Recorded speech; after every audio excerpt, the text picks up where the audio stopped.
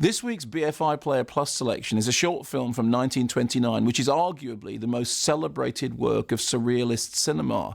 A satirical gem which, when I first saw it at the Museum of the Moving Image as an unsuspecting young film fan, caused me to faint. Luis Buñuel's Chien Andalou.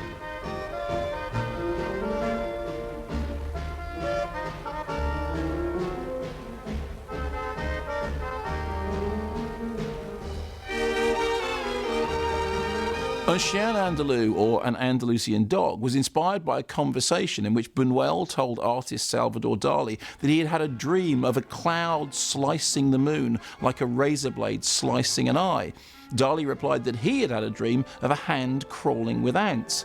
Convinced that these two images alone provided a sturdy starting point for a film, the pair set out to make a movie which would explore the strange and disturbing dreamscapes of the mind.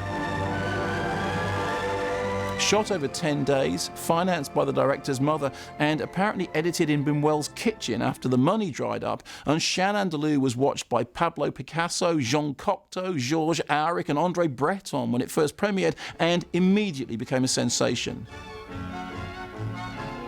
Buñuel and Dalí were hailed as the first Surrealist filmmakers, and their experimental calling card was declared a hit.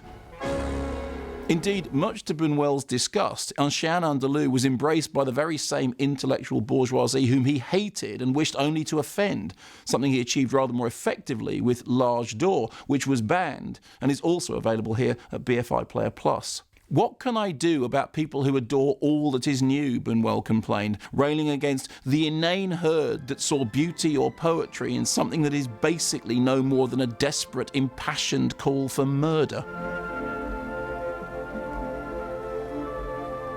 Decades later, groundbreaking artists in a range of mediums were still trying to co-opt the unruly genius of Chien Andalou.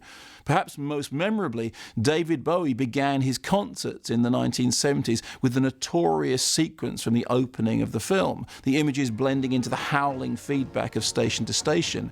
For myself, I take comfort from the fact that Buñuel was apparently shocked and nauseated by that very sequence, while Dalí said that the purpose of the film was to disrupt the mental anxiety of the spectator. So perhaps my fainting reaction wasn't quite so extreme after all.